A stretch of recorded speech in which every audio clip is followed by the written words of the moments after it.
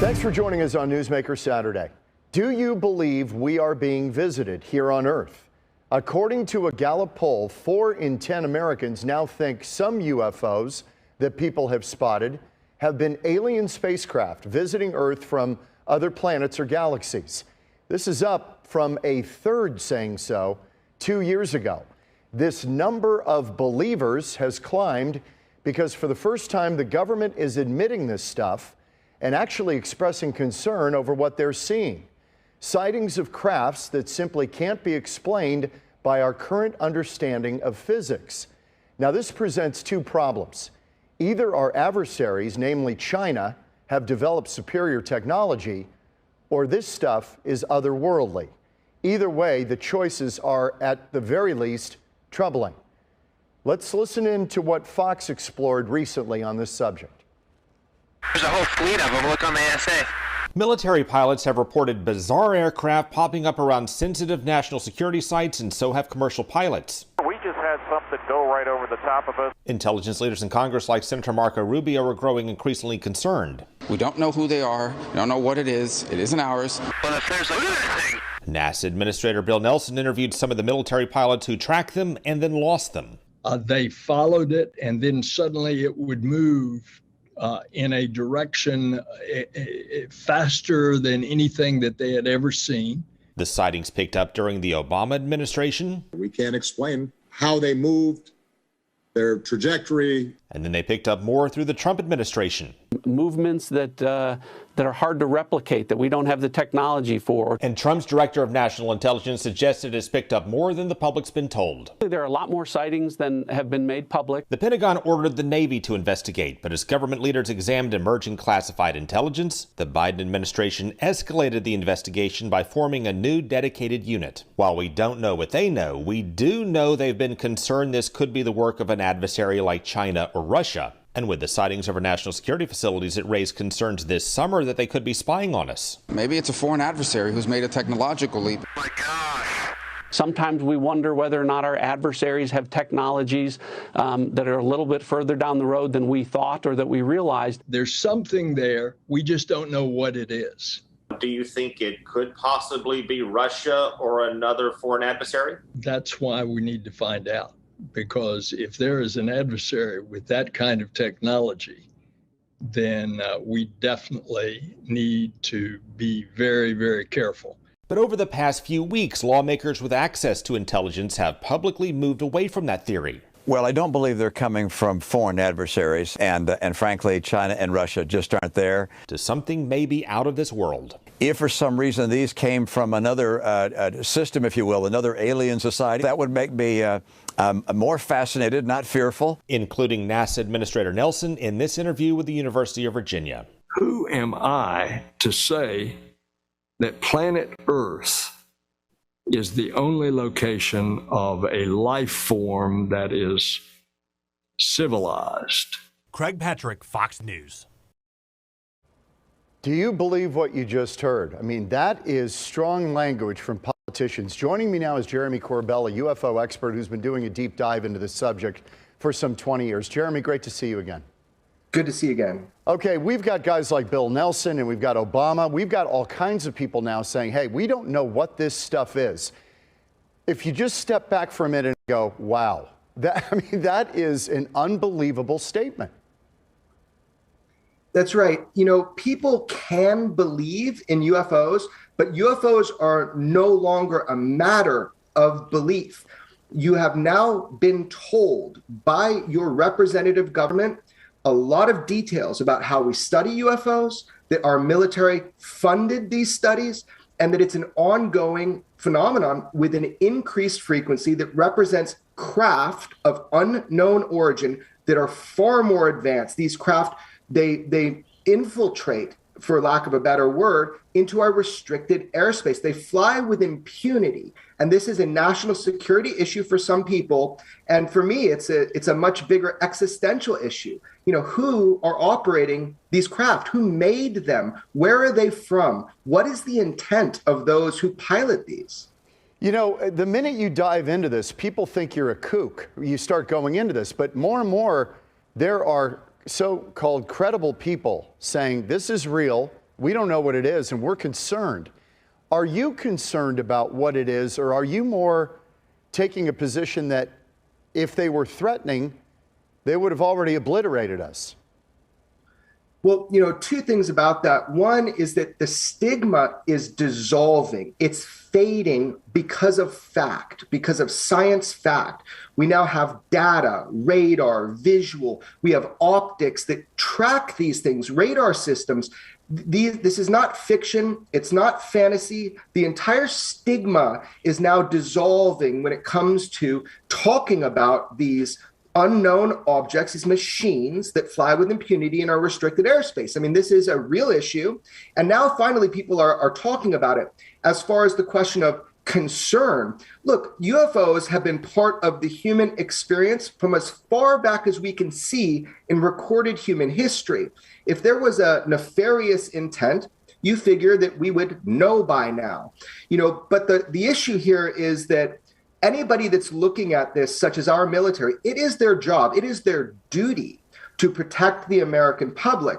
So there is this sense of national security. There is this sense of assessing the threat and the potential.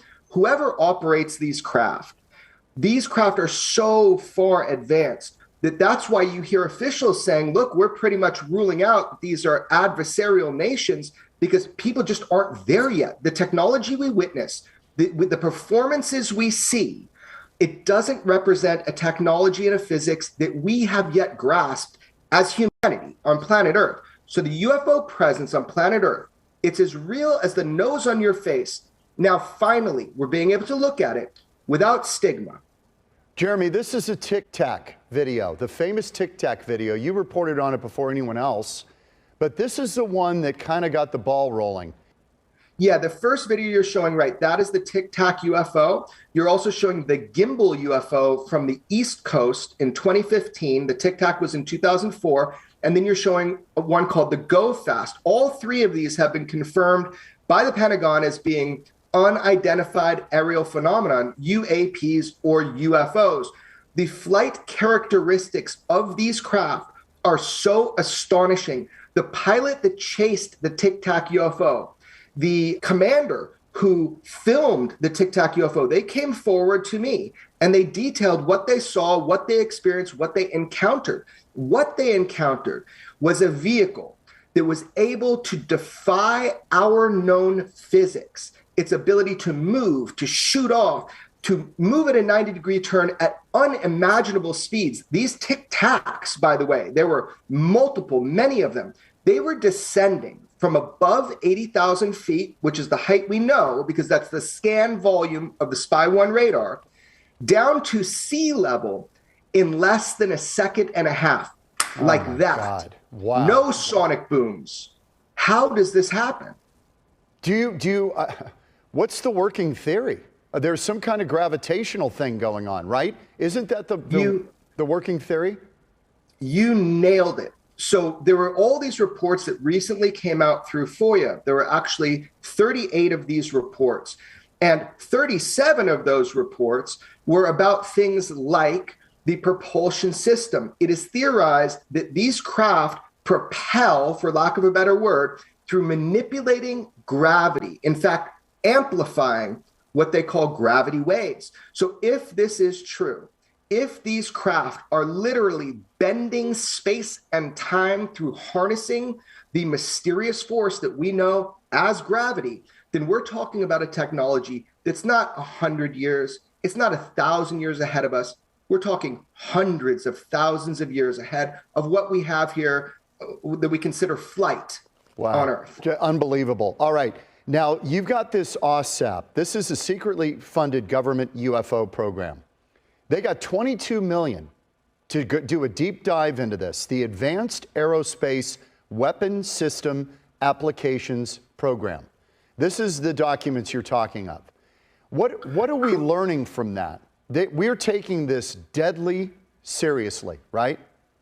Correct. So what we learned there was that our government, we funded, taxpayer money funded for $22 million. It was misreported by the New York Times, but let's clarify it now.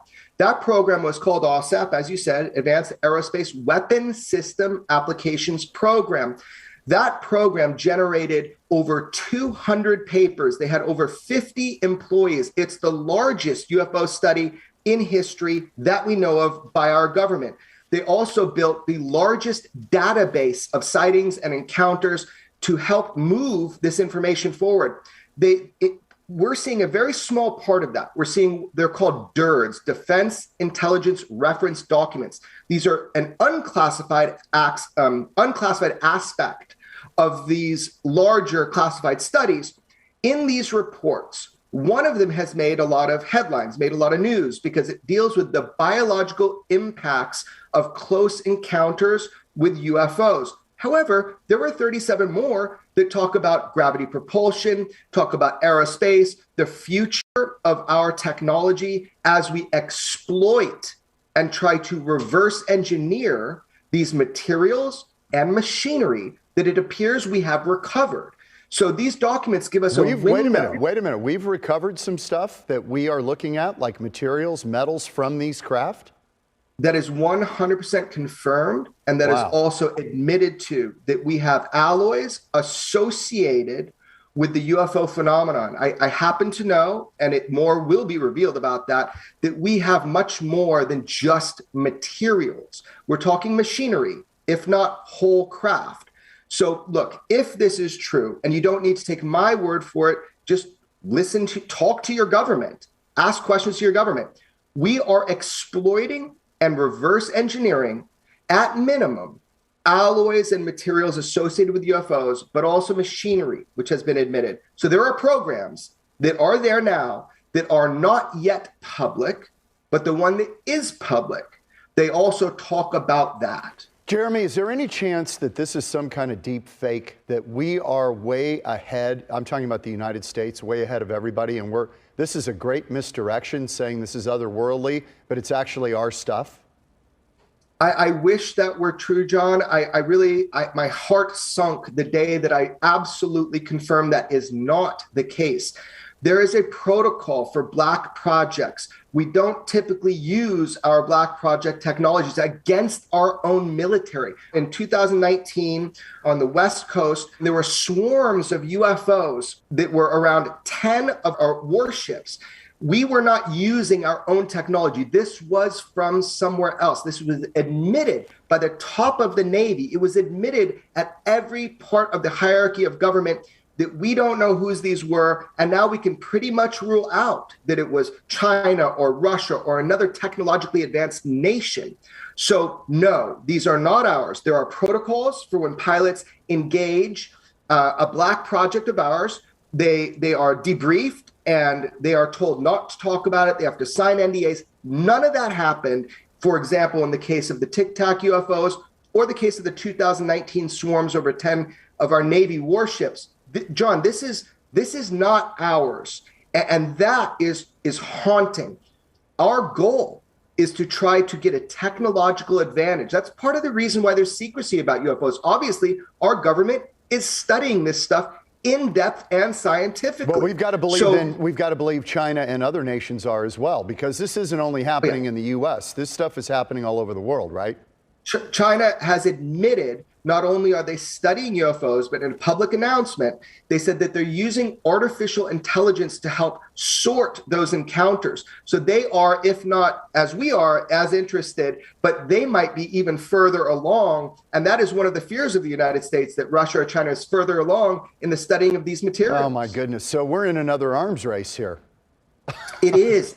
It's a secret arms race because of the sensitivity to it. It was said back in the 50s that the UFO phenomenon is classified higher than the nuclear weapons programs within the United States. This is something that has been always held close through special access programs, through special access protection, because of the sensitivity. These technologies are not just about energy and transportation.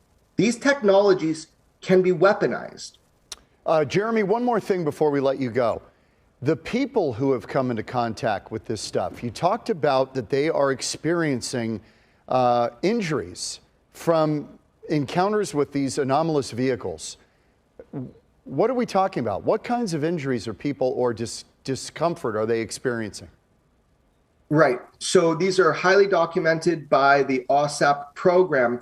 There are all sorts of radiation damage on a cellular and DNA level to people. We're talking radiation burns, but there's more exotic types of harmful effects people have experienced from being in close proximity, as they say, to a UAP or to a UFO. So OSAP studied specifically, like boots on the ground studied 42 cases where they documented that humans suffered injuries from these alleged encounters with anomalous vehicles.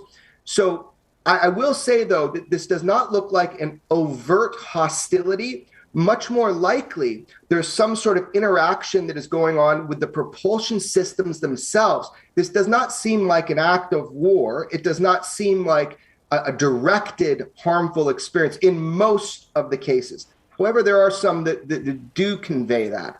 So I think it's an interaction with the propulsion system. That's what our government also thinks. We now know UFOs are real. The big question is, who operates them? How do they work? Where do they come from? And what's the intent? And I'm as eager as you to find out. It's exciting and uncharted territory. It's the greatest mystery we could ever report on. It's fascinating stuff. We're back in the second half of the program with Jeremy Corbell, UFO expert on Newsmaker Saturday.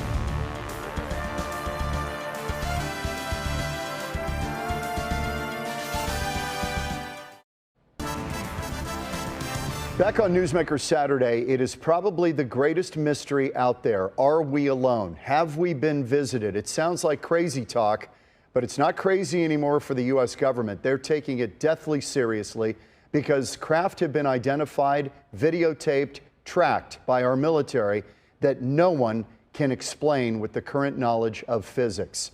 UFO expert Jeremy Corbell joins us again for the second half of the program. Jeremy, we talked in the first part about how the government has recovered, you believe, you've seen documents, that we have recovered materials of these vehicles that have crashed? Yeah, so this is actually well documented. You don't have to take my word on it. This was actually in the congressional language when they were trying to get our intelligence agencies to fess up about what they've been studying. They said, if we've been exploiting or reverse engineering, we want to know about it. So indeed, this is true. And one of the most haunting statements that was made by the heads of this DIA, Defense Intelligence Agency UFO program, was that after their program, it was the Department of Homeland Security officials that looked at the information, and they were convinced that this advanced technology was sequestered at aerospace contractors' facilities, and that this is the biggest secret ever kept by the United States, is private industry being used to obfuscate the ability to look at this stuff through freedom of information, and that they're exploiting these technologies under government, oversight, but within the private aerospace sectors. Companies like Lockheed Martin that Harry Reid speculated, Senator Reid speculated, was one of the places we had some of these technologies. It's an esoteric question, but I'm going to ask it. We're right in the middle of this Russia-Ukraine business, more kind of traditional warfare going on. Is this something where China, Russia, U.S. Would start to collaborate to try to figure out what's going on if we think there may be a threat otherworldly? Right. So this is a very interesting question because there was at times collaboration between governments to look at these materials. And we learned more about the United States UFO programs from Russian classified documents that actually George Knapp smuggled back to the United States after Glasnost and Perestroika during that time period. And we learned, and we read in there, that at one time we were working together, but as breakthroughs occurred in the material science aspect, we shut out other countries. So here's the deal. You'd like to think that humanity would come together and would work on the UFO problem in unison. But in fact, everybody is kind of jockeying for a technological advantage to protect their own nation and to get an upper hand. So right now, we do not, from my understanding, have any coordination between major nations. It is, in fact, a type of secret Cold War. Yeah, I mean, this would be the ultimate kumbaya moment to bring the world together. If we thought there was something else out there that was truly an existential threat potentially.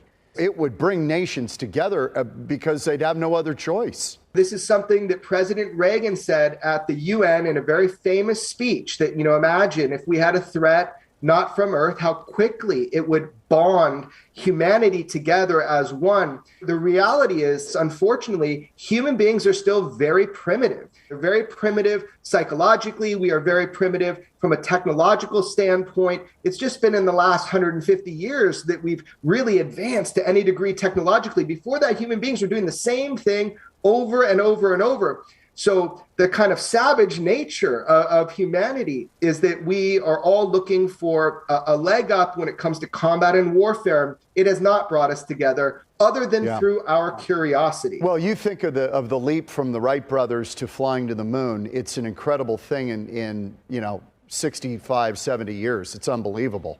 All right, Jeremy, do the U.S. Defense Department officials believe that these pose a hostile intent? And does anybody even speculate why they might be probing civilization on this planet that's really, if this stuff is real, that's really in the dark ages? What would be the point? Right. I mean, so first of all, the idea that we have to assess the level of threat to these unknowns, that's just a military perspective. That is a duty of our military. So absolutely, this is considered a national security threat because we don't know the intent, we don't know the capability, and we don't know the opportunity. So that's the kind of the triangle of defense that we're supposed to look at. So at this point, it is very fair to say that this is considered a national security threat. That doesn't mean that it is. However, UFOs have regularly displayed the ability to turn on or off our nuclear weapons. And this is something that is well documented and public information. There's a very famous case from Maelstrom Air Force Base where a saucer-type craft comes over the base and turns on and off the nuclear weapons. So the ability to show that overt act of power is something that is taken very seriously by our government and other governments in the world where this has happened. So that's the first aspect to what you asked, and I forgot the second. Yeah. Okay. Now this is now we're getting into the twilight zone, but I've got to ask it. If we've had craft actually go down where we've recovered materials, as you've said, these are unmanned. There's no life on board. Well, that's not consistent with the reports. Some of the reports are that these are, drones of some sort, that there aren't occupants piloting them directly, that maybe they're piloted through an AI. But the majority of reports is that these are piloted craft. Well, who's on board? People, John, people from somewhere else. And when I say somewhere else, I mean somewhere else. We don't know where they're from. Have they been here all along and just had a breakaway civilization that somehow, they've been here before us? Or it looks like from the way the craft propel, likely they're from much farther away from that. But there are also wild theories. I've got to leave it there. Well, that'll leave people hanging. Yeah. Jeremy Corbell. Boy, we've touched the third rail. Thank you for being with us on Newsmaker We have Saturday. touched the third rail, but here's the deal, John. Everybody should look at this and determine for themselves, this is real, it's happening. You're either aware of it or you're not. You've been told UFOs are real. So now what's up?